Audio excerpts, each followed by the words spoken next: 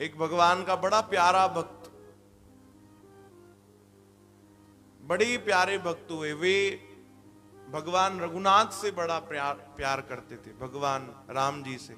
और ये राम जी श्याम जी अलग अलग नहीं है भैया, अलग अलग मत बांट देना इनको, ठीक है। भक्तों के लिए कभी बंसी चलाते हैं तो श्याम जी हो जाते हैं, और कभी धनुष चलाते हैं तो राम जी हो जाते हैं। बोलो जय श्री कृष्ण। इनको अलग अलग मत कर देना, भगवान एक ही। बस किसी का प्रेम राम जी से हो जाता है, किसी का भगवान कृष्ण से हो जाता है। तो जो वे भक्त की आपको हम कथा बता रहे हैं, वे राम जी के भक्त थे और बड़े प्यारे भक्त, बड़ा भोला भाला था, तो नाम ही पड़ गया भोला। बोलो जय श्री कृष्ण। सब उसे यही कहते थे, ये देखो भोला आ गया, भोला आ गया। बड़ी उम्र के थे, शादी हो गई, बच्चे हो गए, बच्चे भी बड़े हो गए।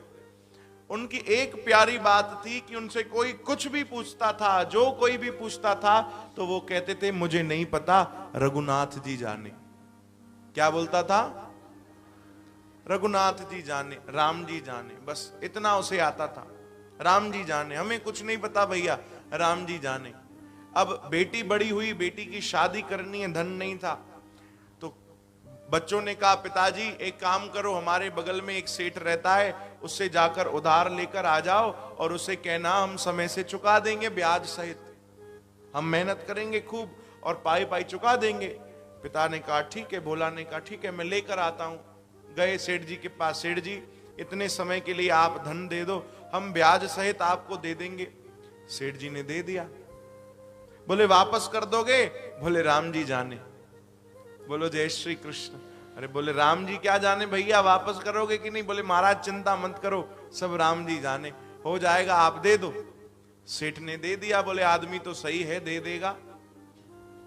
बढ़िया, बेटी की शादी हो गई, बच्चों ने खूब मेहनत की, थोड़े ही कुछ महीनों में पैसे इकट्ठे किए और ब्याज भी इकट्ठा करके पिता को दिए। बोले पिताजी सेठ जी को वापस देकर आओ। बोलो जय श्री कृष्ण। पिताजी सेठ जी को वापस देकर आओ। पिताजी वो भोला जी गए और सेठ जी को कहा सेठ जी कुछ दिन पहले आपसे पैसे लिए थे। बोले हाँ। बोले वापस लौटाने हैं। बोले इतने जल्दी? बोले हाँ, भगवान ने कृपा कर दी। बोले कैसे हुआ? बोले राम जी जाने, सब प्रभु जाने, आप ले लो, ये लो ब्याज सहित ले लो, जो भी आपका हिसाब किताब है। सेठ जी ने पैसे गिने, बोले तो बराबर लेकर आया है। बोले रुको रुको, रसीद बना कर देता हूं। बोले अरे छोड़ो ना, राम जी जाने, क्या रसीद बना कर दोगे? अब सेठ जी के मन में बेईमानी आ गई। बोले तो बड़ा सीधा साधा है, भोला भाला है, हर बात पे कहता है राम जी जाने, राम जी जाने, रसीद भी नहीं मांग रहा है, कुछ तो गड़बड़ करनी पड़ेगी भैया। बोलो जय श्री कृष्ण। पक्की रसीद अपने पास रख ली, एक किताब में छुपाकर और अलमारी में रख दी, और उसे कोई झूठी नकली रसीद बनाकर दे दी। बोले ये लो, तुम्हारा हिसाब हो गया। अब वो भी बेचारा भगवान के भरोसे था, उसने भी वो चिट्ठी ली, रखी जेब में और चला गया। अब सेठ जी के मन में तो बेईमानी आई, उसने केस कर दिया। ये सच्ची घटना है, लगभग 40-50 साल हुए होंगे। बोलो जय श्री कृष्ण। ये आज के जमाने की घटना है भाई, संतों ने बताई। अब केस हो गया, अदालत में पहुंचे, उसे भी बुलाया गया, भोला को, वो भी गया बेचारा। बोले क्या हो गया महाराज?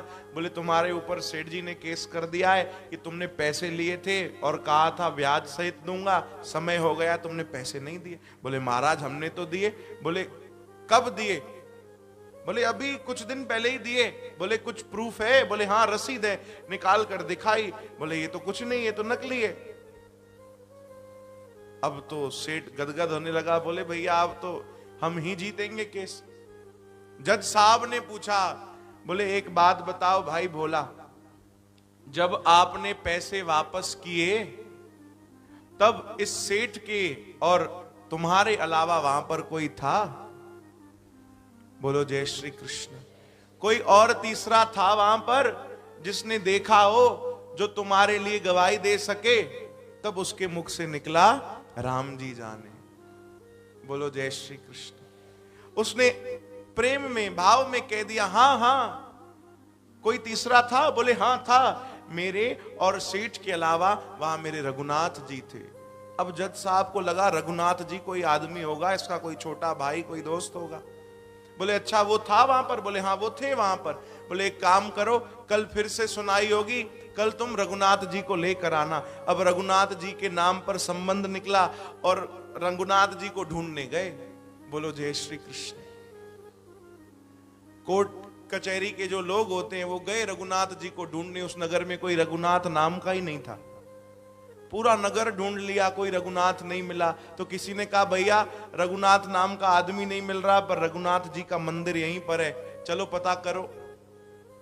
पुजारी जी को कहा भैया रघुनाथ जी के नाम पर कोर्ट से ये ऑर्डर आया है, कल उनको पेश होना है। बोलो जय श्री कृष्ण। पुजारी जी ने भी रख ली वो चिट्ठी जो कोर्ट से आई। अब दूसरा दिन हुआ, फिर कचहरी लगी। ये कथा बड़ी प्यारी और लंबी है, मैं आपको जल्दी बता रहा हूं। बोलो जय श्री कृष्ण। फिर से कोर्ट लगी, जज साहब बैठे, वो सेठ जी आ गए और भोला भी आ गया। जज साहब ने पूछा भैया क्या हुआ, तुम्हारी गवाही देने कोई आया कि नहीं, रघुनाथ जी मिला कि नहीं कोई? सब इधर उधर देखने लगे, कहां है कहां है। जब 3 बार जज साहब की कुर्सी से पीछे आवाज लगाई गई कि रघुनाथ हाजिर हो, रघुनाथ हाजिर हो, रघुनाथ हाजिर हो, तो देखो भगवान ने भक्त के खातिर आज गजब का नियम तोड़ दिया अपना। भगवान एक वृद्ध के रूप में आए, बढ़िया चाल भगवान की टेढ़ी मेढ़ी, हाथ में लकड़ी थी और भगवान ने पीछे से आवाज दी रघुनाथ हाजिर है, रघुनाथ हाजिर है, रघुनाथ हाजिर है। सब देखते रह गए, अरे भाई ये कौन? अब भोला तो जानता था ये कौन है, जैसे आप सब जानते हो वो कौन है। बोलो जय श्री कृष्ण। और भगवान धीरे धीरे धीरे धीरे आ गए। तो जज साहब ने भगवान से पूछा, यानी वो वृद्ध रूप में जो भगवान आए उनसे पूछा क्या आपने देखा जब इन्होंने पैसे दिए? बोले हाँ देखा। आपके पास कोई प्रूफ, कोई ऐसा है एविडेंस? बोले हाँ हमारे पास एक रसीद है, जो सच्ची रसीद है, पक्की वाली है। बोले कहां है? बोले वो इस सेठ ने छुपा कर रखी है। कहां छुपाई है? बोले इसके घर में एक अलमारी है, वहां पर एक किताब पड़ा है, उस किताब के भगवान ने पेज नंबर भी बता दिया कि पन्ना नंबर ये, वहां पर ये रसीद पड़ी है, जाकर देख कर आओ। 2 लोग दौड़े, जल्दी जाकर अलमारी खोली, एक किताब पड़ी थी और वही पृष्ठ जब खोला, वही पन्ना जब खोला तो वहां पर वही रसीद पड़ी थी। बोलो जय श्री कृष्ण। तुरंत लेकर आए और दिखाया जज साहब को। बोले हाँ ये तो बराबर, पैसे तो चुकते हैं।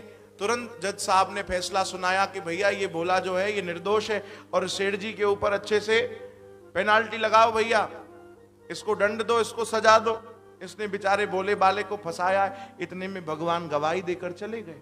अब जज साहब हैरान हो गए, बोले भैया आज तक बड़ी गवाही सुनी पर ऐसी कोई गवाही नहीं सुनी हमने, इतनी जबरदस्त कि उस आदमी को इतना वृद्ध है पर पन्ना नंबर भी पता है, पृष्ठ नंबर भी उसे पता है, पेज नंबर। अरे भोला वो कौन था भाई, वो कौन था, कहां से आया था, क्या तुम्हारा परिचित है, कहां रहता है? तब भोला ने कहा जज साहब क्या पूछते हो? अरे वो कहां रहता है? बोले जहां हम रहते हैं। अच्छा तुम कहां रहते हो? बोले जहां रघुनाथ जी रहते हैं। अरे भैया बताओ सीधा सीधा, आखिर वो कौन है, कहां से आया है? तब भोला रोने लगा। बोले महाराज आप अभी भी नहीं समझे, वो रघुनाथ जी कोई और नहीं, मेरे भगवान श्री राम ही थे जो आकर मेरी गवाही देकर गए।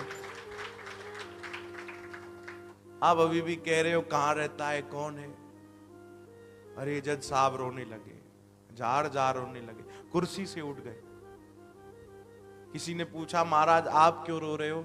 बोले आज भगवान आए अदालत में। बोले आप तो भाग्यशाली हो कि भगवान के दर्शन हो गए, भगवान ने आपको निहाल कर दिया दर्शन करके। बोले वो तो खुशी की बात है कि भगवान के दर्शन हो गए, पर एक अपराध मुझसे हो गया, एक गलती हो गई कि तीनों लोगों का जो सबसे बड़ा जज है, हाँ जो सबसे बड़ा न्यायाधीश, सबसे बड़ा जो कोर्ट चलाता है, वो आया मेरी गवाही, मुझे गवाही देने, और मैं जज बनकर बैठा रहा कुर्सी पर। रोने लगे। बोले आज से ये सरकारी नौकरी छोड़ी, क्या करोगे महाराज? बोले सबसे बड़ी सरकार की नौकरी करेंगे। बोलो जय श्री कृष्ण। और उन्होंने उसी समय इस्तीफा दे दिया और वृंदावन चले गए। वृंदावन चले गए, संतों का संग करने लगे, खूब आनंद करने लगे। जब जब वहां से गुजरते थे तो पता है आज से लगभग 40 साल थे, उनको देखकर देखो जज साहब जा रहे हैं। बोलो जय श्री कृष्ण। तभी आपको बताया कि ये सच्ची घटना है। जब भी वहां से वे गुजरते तो कोई नहीं कहता देखो भक्त जा रहा है, कोई संत जा रहा है। ये घटना सबने सुनी थी तो सब कहते थे देखो जज साहब जा रहे हैं। और उन्होंने वृंदावन में जीवन भर खूब प्रभु से प्रेम किया और दर्शन तो प्रभु का उनको हो ही गया। बोलो जय श्री कृष्ण। न जाने किस रूप में नारायण मिल जाएगा।